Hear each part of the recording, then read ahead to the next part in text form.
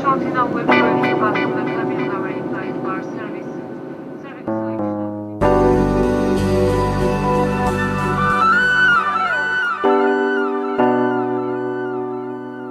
Airija. Dublinas. 3000 km. Daug ar mažai? Toks atstumas skiria Lietuvą nuo Airijos. Airijos, tapusios 120 000 lietuvių, antrąją tėvynę. Gerai apmokamas darbas, realizuotos svajonės pavertė juos išeiviais. Tiesa, neamžinais. Vis dar su teisė grįžti į tą vienintelę gimtinę vadinamą Lietuvą.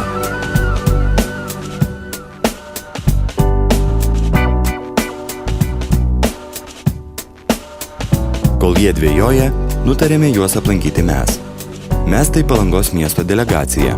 Palangos fotoklubas 750 vykstantis ne tuščiomis rankomis, o vežantis gausią fotoparodą skirtą vasario 16 paminėti. Rašytojas Rolandas Rastauskas, Tauragės fotomenininkai susibūrė į fotoklubą Foto Jūra ir Palangos miesto meras Alvydas Kirstukas. Vos 3 valandos skrydžio ir mes jau Dubline, Airijos širdyje.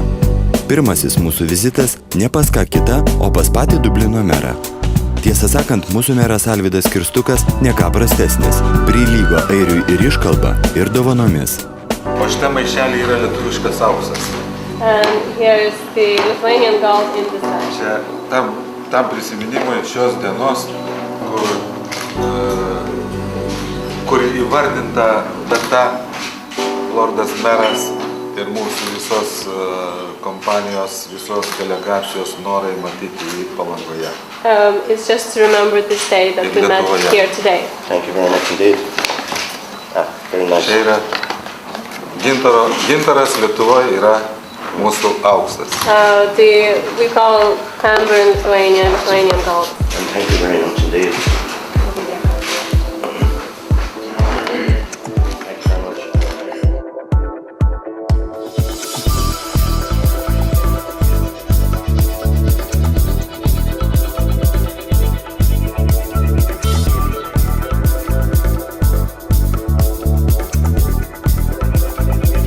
Airijoje labai daugiasluoksnė yra gyventojų išsidėstymo situacija. Sakykit, pas jūs yra daug tautų, kaip jūs visos sutelpa ir kaip jūs gyvena po vienu dangumi? I don't see any difficulty here. Yra daugiau negu 180 tautybių gyvenančių Airijoje dabar.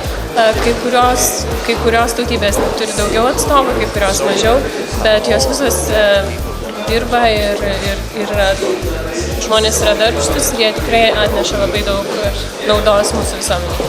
And they are helping our economy. Daugeliu metų Airija buvo okupuota Anglijoje. Buvo kalbos problema, žinau, kad airiai turi savo airių kalbą. Sakykit, prašau, dabar paskutiniais duomenimis airiškai kalbančių daugėja. Kas galėjo tai įtakoti, kad jūsų kalba, sakykime, atsigauna ir kad tas tautiškumas airiškas, jisai vėl prasimušė į viršų. Ta prasme, kad pats tautiškumas vėlgi pas juos didėja. Well, obviously, one's native language. Aš manau, kad tai yra tiesiog žmogaus gimtoji kalba ir žmonės nori išmokti šią kalbą, nors daugumas žmonių airiškai nešneka, bet labai daug žmonių nori išmokti airiškai. Language. Jūsų kabinete mes matėme tokį gan senoviškas tradicijas matosi turintį gongą. Papasakokit, kam jis buvo naudojamas ar galbūt ir yra naudojamas. Mes dabar tik tai kartais juokaujame ir mušame tą gongą, bet iš tikrųjų gongas buvo naudojamas pakviesti žmonės pietus. The original intention.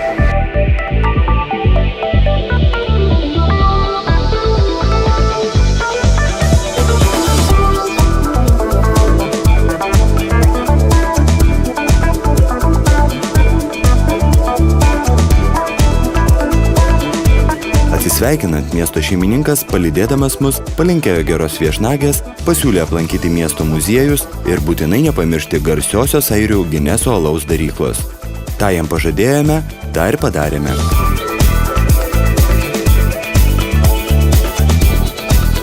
Aplankėme Dublino miesto parką, nacionalinį istorijos muziejų, pasisvečiavome garsiojoje alaus darykloje.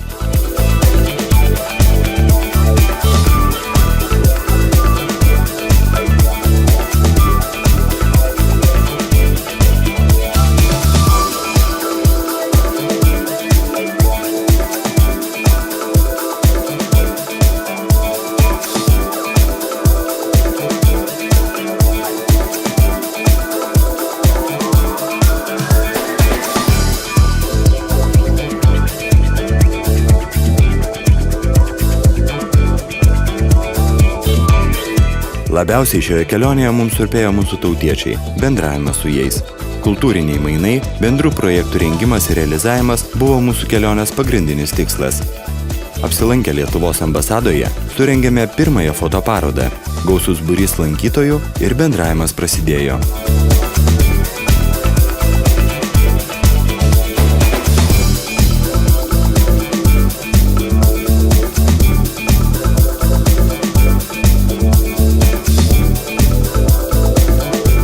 Lietuvoje dar pakankamai daug neapsisprendusių piliečių, sakykime, jiems gyventi Lietuvoje ar kur nors emigruoti.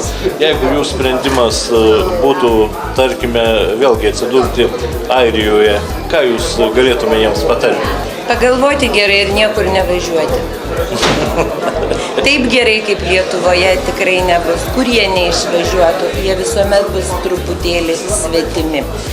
Ir visuomet labai tikrai ilgėsis namų. Ir to neatstos niekas. Nei geresnis uždarbis, nei turtinga valstybė, nei geri tos valstybės žmonės. Namų neatstos niekas. Išvažiavus iš tiesų yra labai sunku. Pasisvečiuoti galima, bet visam laikui nereikia. Reikia gerai pagalvoti.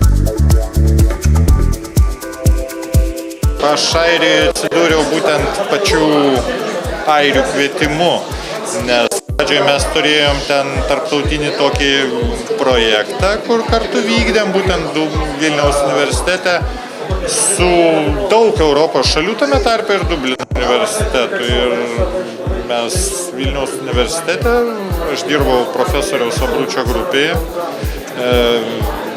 mes išvystėme tokią technologiją, būtent kuri naudojama mikroschemų gamyboje. Ir jie paprasčiausiai užsakė aparatūrą, kad jiems sumontuotų.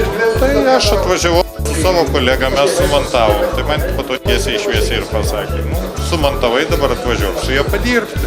Mokslininko darbas Lietuvoje ir Airijoje, ar jis labai daug skiriasi? Skiriasi ir gana nemažai. Sakykime, jeigu jau taip jau sakyti, kas man labiausiai užkliuvo, tai ne tik tai atlyginimas. Apie tą tai aš nekalbu, lygis tas, kaip sakant, statybininkas Airijoje nuo statybininko Lietuvoje pagal atlyginimą skiriasi gerokai mažiau negu mokslininkas Lietuvoje nuo mokslininko Airijoje. Sakykime, teisybė yra tokia.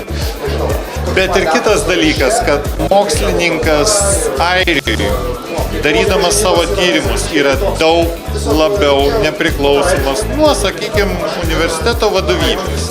Labiau nepriklausomas nuo tos tokios vidinės politikos, kuri vyksta dažnai katedroj, fakultete, kur tu turi kam nusilenkti, ką pagirti. Finansavimas čia, aišku, yra geresnis. Tik tiek, kad skirtumas tas, kad mano pozicija yra daugiau tokia kontraktai.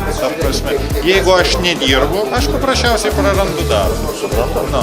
Yra, aišku, tokie mokslininkai, kurie universitete dirba, sakykime, lektoriaus darbą. Tai jau jiems jau stabilesnis. Kažkaip nesinori taip prisirišti kol kas būtent prie Airijos, nors ką gali žinoti, jeigu Lietuvoje tokia situacija tęsis.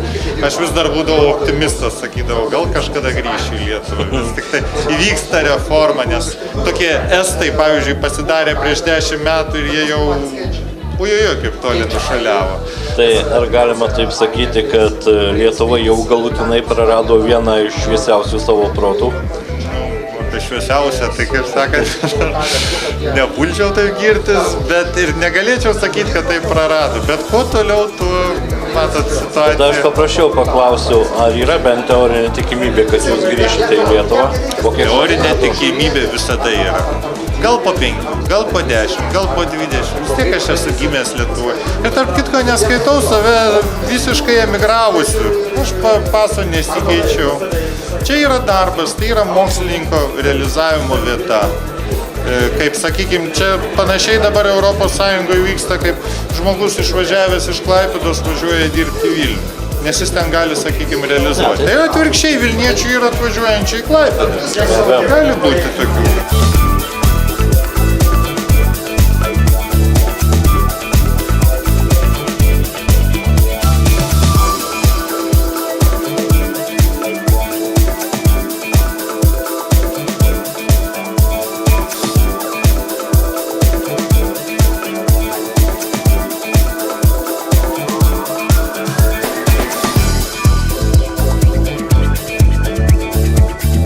Kitas susitikimas ne ką prastesnis, su gausia ir iniciatyve Dublino lietuvių bendruomenė.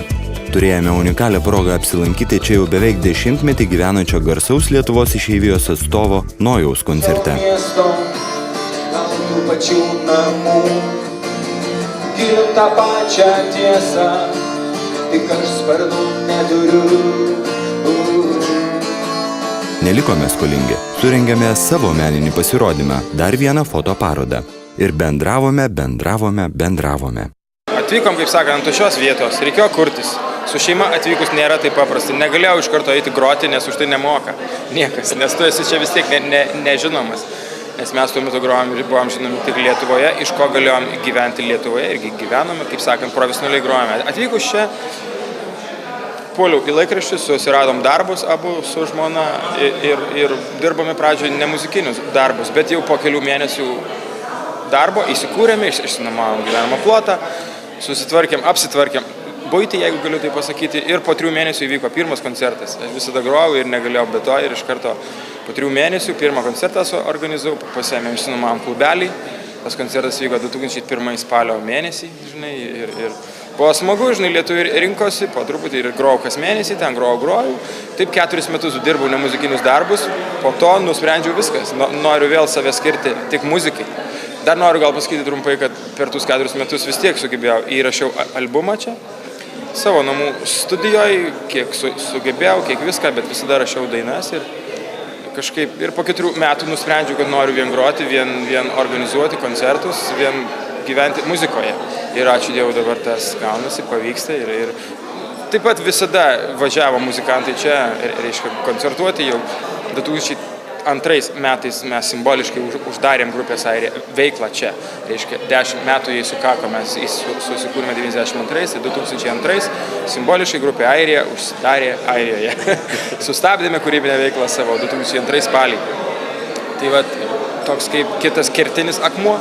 Ir po to važiavo, kadangi su kolegom muzikantais visada mes Lietuvoje draugaudom, grodavom, tai ir Žasai koncerto, ar Povilaitis, daug atlikėjų, tiesiog praplėtė savo geografiją, žinai, čia buvo smagu ir lietuvaičiam, visiems gyvenantiem, pajusti kasnelį Lietuvos tą.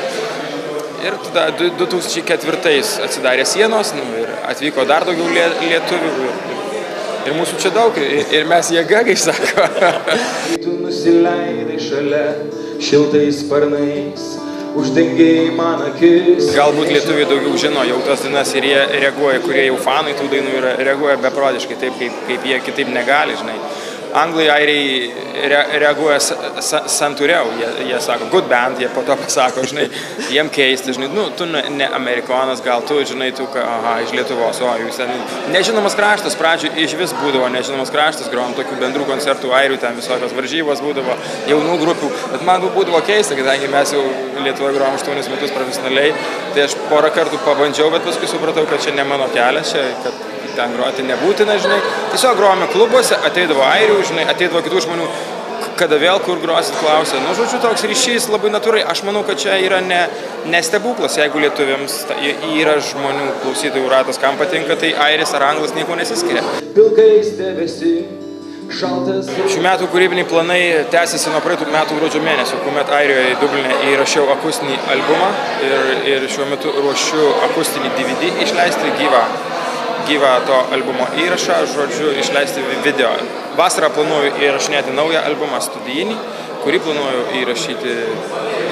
įrašyti vasarą, išleisti rudenį, jeigu viskas tvarkoja.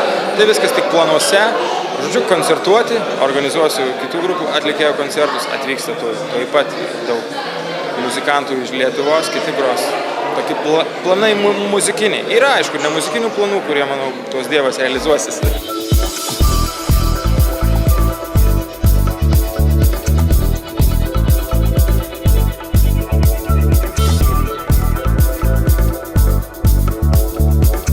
Kokius kalnus tau teko nuversti, kad įgautum tokį fotoklubo narių pasitikėjimą?